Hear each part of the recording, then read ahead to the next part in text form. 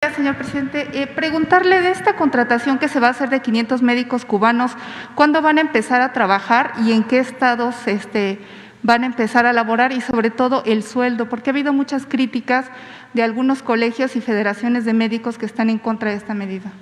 Eso también, con todo respeto, ayuda mucho a entender el pensamiento conservador. Yo ofrezco disculpa por la manera en que respondo, pero si lo hago con mucha sutileza, no se entiende. Y tenemos que ser muy claros, porque una de las cosas que ha caracterizado al régimen de corrupción ha sido la simulación, y como que ya es tiempo de definiciones, de hablar con claridad. ¿Cómo le llamaban a las privatizaciones? Les llamaban desincorporaciones, los eufemismos, a no llamar a las cosas por su nombre. Entonces, el caso de estos médicos, que respeto mucho, es parte de ese pensamiento conservador. Llegó a expresarse en extremo de que estaba mal que se quitaran los exámenes de admisión. Estamos hablando de asuntos polémicos. ¿Que por qué quitar los exámenes de admisión? Dos, ¿por qué abrirle a todos la posibilidad de la especialización? ¿Por qué ampliar a especialistas? ¿Por qué darles becas a médicos para que se especialicen? Y ahora, tres, ¿por qué traer médicos de Cuba? Contestamos, o sea, porque no tenemos médicos, porque el sistema de corrupción que defendieron esos médicos, que firman esos documentos, dejó de invertir en la educación pública y quería privatizar la educación. Y por eso inventaron lo de los exámenes de admisión, no para que solo entraran los que pasaran el examen, sino para que entraran solo los que tenían cupo, o para llenar el cupo disponible, que cada vez era más reducido, porque pasaban el examen todos, casi todos, nada más que hacían 125 preguntas en medicina y aceptaban a los que contestaban bien 123, a los que contestaban bien 122, que fallaban en 3, ya no entraban. Eso fue lo que prevaleció durante todo el periodo neoliberal. ¿Y cuál es el resultado? ¿A qué nos llevaron con esa política inhumana, antisocial, absurda? A que no tenemos médicos, no tenemos médicos generales y mucho menos tenemos médicos especialistas. Ese es el saldo de esa política corrupta que se impuso durante 36 años.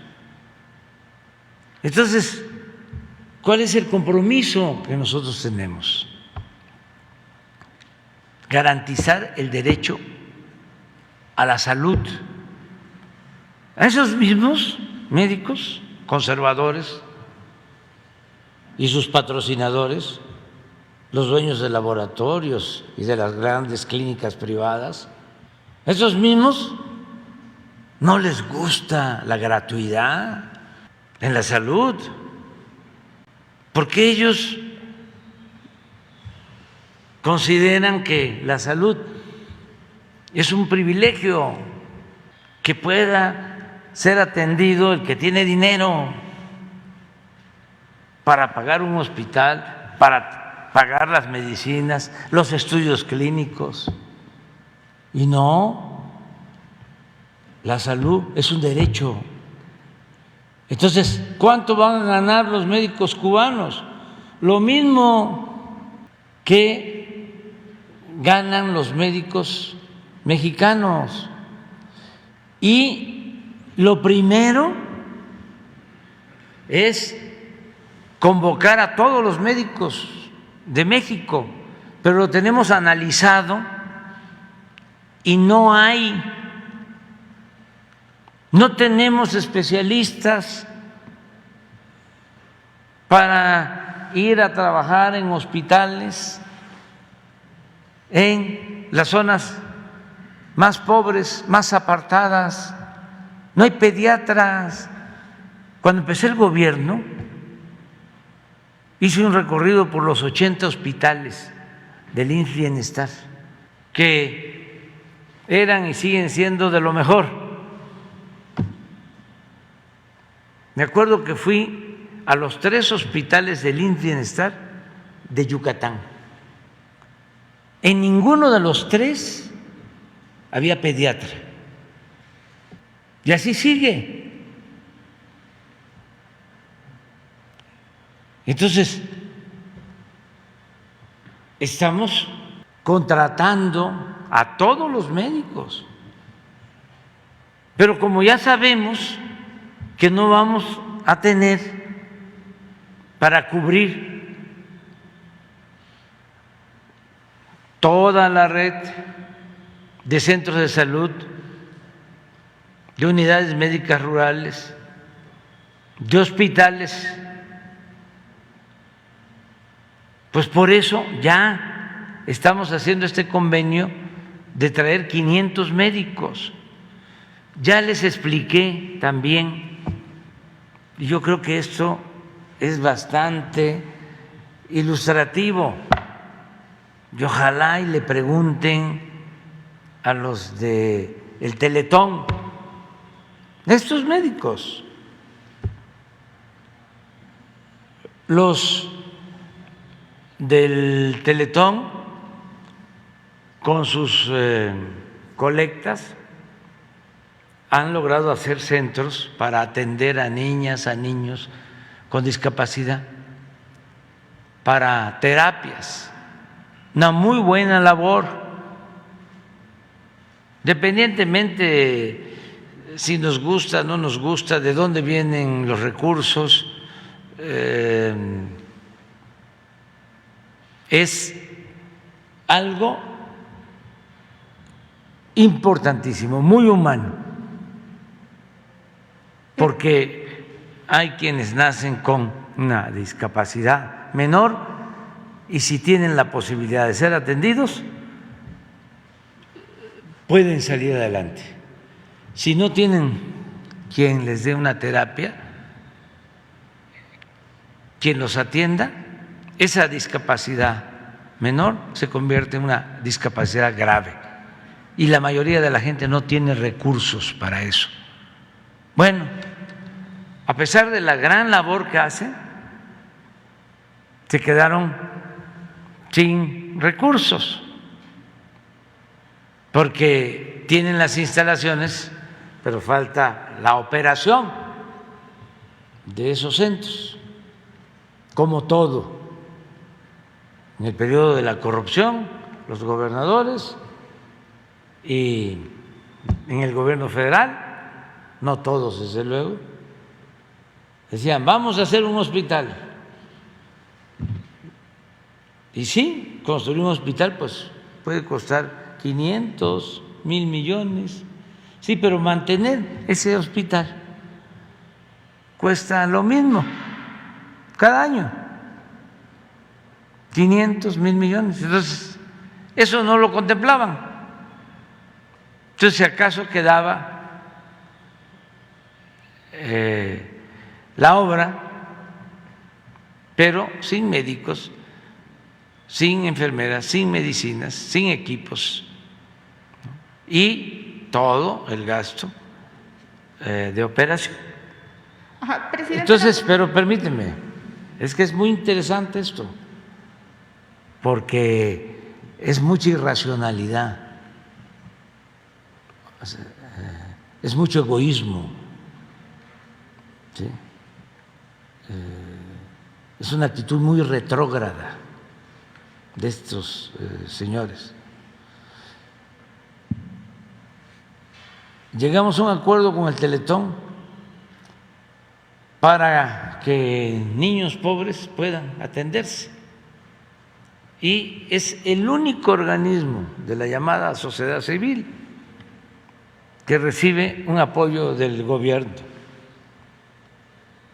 para que se atienda a 20,000 niñas y niños con discapacidad en los centros, y esto les ayuda para que esos centros no estén subutilizados. Entonces, como cada año hacen un nuevo centro, de manera muy amable, vienen a verme y me dicen dónde quiere que hagamos el nuevo centro. Y le digo, en Tlapa, Guerrero, en la montaña. Y me responden al paso del tiempo que no podían, porque no hay especialistas que quieran irse a vivir y a trabajar a Tlapa.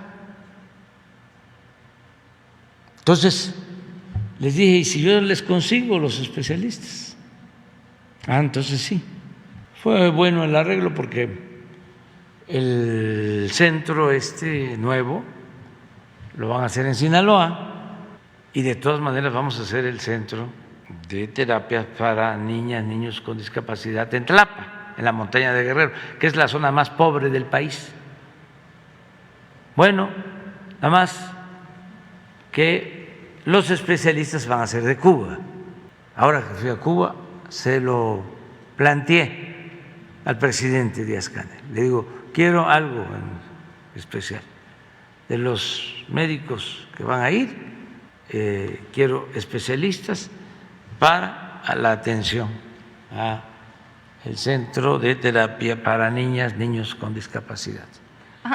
Presidente, me presento, soy Noemí Gutiérrez de Reporte Índigo. Nada más si nos puede detallar los estados en donde van a trabajar los médicos cubanos, y en este caso de Guerrero, ¿qué número de médicos van a ir ahí? No y ya sabemos. Aprovechando que está el secretario de Hacienda, ¿cuánto se va a destinar para esta contratación y también para la compra de las vacunas para niños que había comentado? Sí, todavía no sabemos cuántos, pero en general son 500, pero ya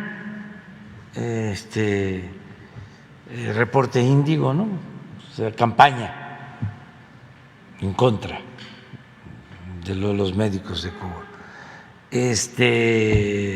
¿Cómo se llama la señora del Colegio de México y del ITAM? Denise Dresser, ¿sí? Y hablando de que son esclavos los médicos. Creo que también Jorge Ramos. O sea, y la verdad, Ramón Alberto igual. No trabaja en Reporte Índigo. Bueno, pero es una forma de pensamiento. Siempre les digo que no es 1, 2, 3, son millones los que tienen esa manera de pensar, que yo respeto mucho, pero no la comparto. No la comparto, o sea, porque la considero retrógrada, inhumana, falsa, hipócrita. Presidente, no sé si nos puede precisar la fecha en que van a comenzar a trabajar los médicos cubanos en México. Todavía no tenemos la información, pero se la hacemos llegar. Es que todavía no han llegado. Y también preguntarle sobre el caso de Cuba. Cuando fue a la gira a Centroamérica, en El Salvador, Guatemala, Honduras y Belice, se hicieron públicos todos los acuerdos que tuvo con esos países, con Sembrando Vida. Sin embargo, en el caso de Cuba, no se ha dado a conocer cuál es el acuerdo en materia de salud, sobre todo en el caso de las vacunas. ¿Cuándo será público? Pues ahora, sí, hoy te entregamos. Se informó, pero te lo entregamos hoy. Nosotros no tenemos nada que ocultar. El que nada debe, nada teme. ¿Y sabes por qué resistimos a la mafia del poder y a sus voceros? Nuestro escudo es la honestidad. Eso es lo que nos protege. Entonces tenemos autoridad moral y vamos a seguir defendiendo nuestro proyecto, que es la defensa de la mayoría del pueblo, de la gente humilde, de la gente pobre, de los que no existían, no contaban, porque la política era de los asuntos de los políticos y no asunto de todos. Entonces, qué bien que me preguntaste lo de los médicos, porque tenía yo unas ganas.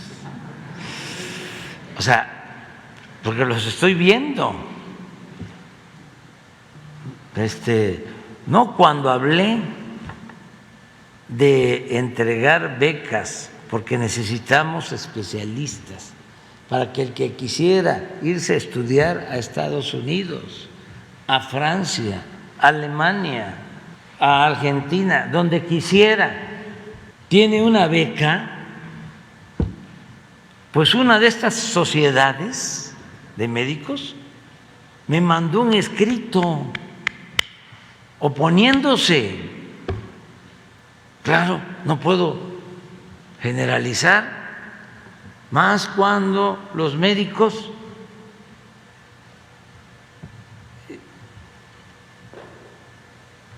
las enfermeras, la mayoría arriesgó la vida en la pandemia. ¿Hicieron algo extraordinario?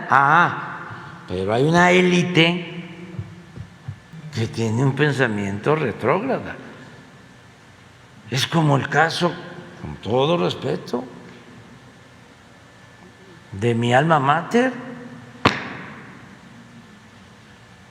de la UNAM, y como yo siempre digo lo que pienso, no me voy a callar a reclamarles de que enfrentamos la pandemia y en vez de convocar a todos los médicos estudiantes a enfrentarla, a ayudar, se fueron a sus casas.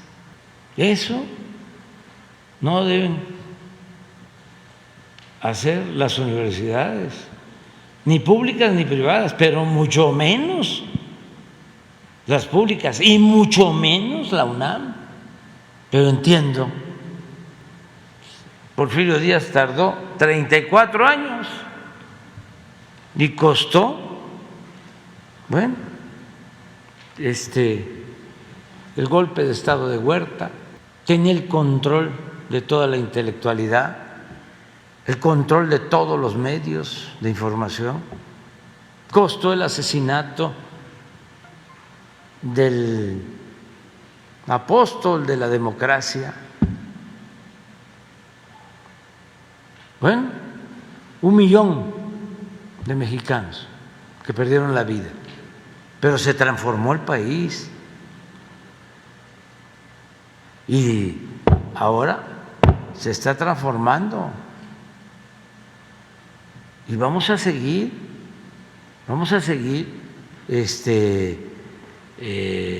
luchando por la transformación y con la polémica, con el diálogo.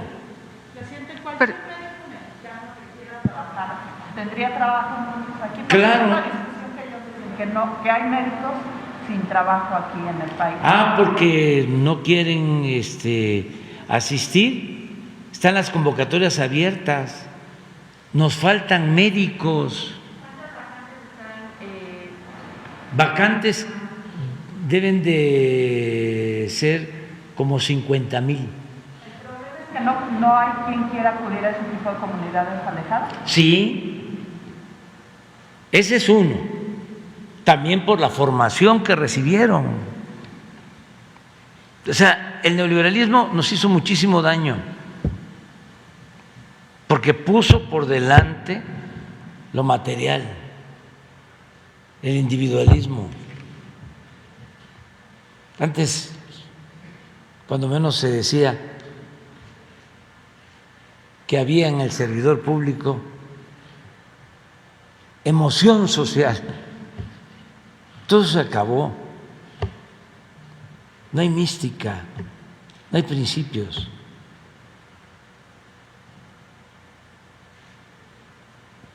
Entonces, claro que hay para contratarlos a todos. Si el plan que tenemos es que no falten los médicos generales ni los especialistas, pero no solo que haya médicos y especialistas de lunes a viernes,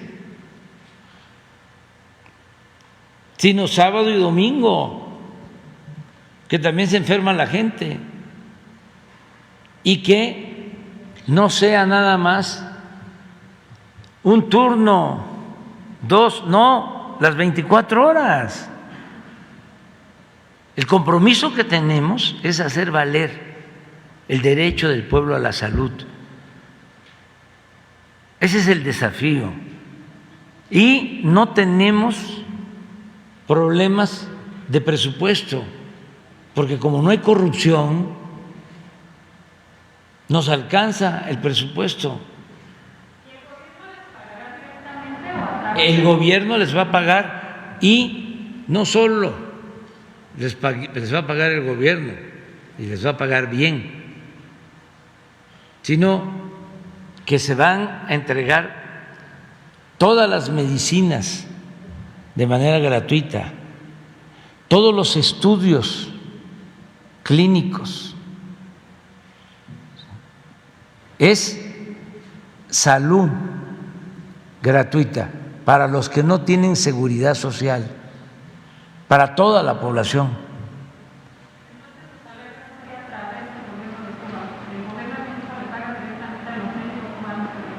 Eso es otro asunto, ese es un contrato, porque también los que están en contra del gobierno de Cuba, lo que dicen es que se hace un contrato, se le paga al gobierno de Cuba y el gobierno de Cuba le hace un descuento a los médicos. Nosotros no tenemos por qué meternos en eso. Nosotros agradecemos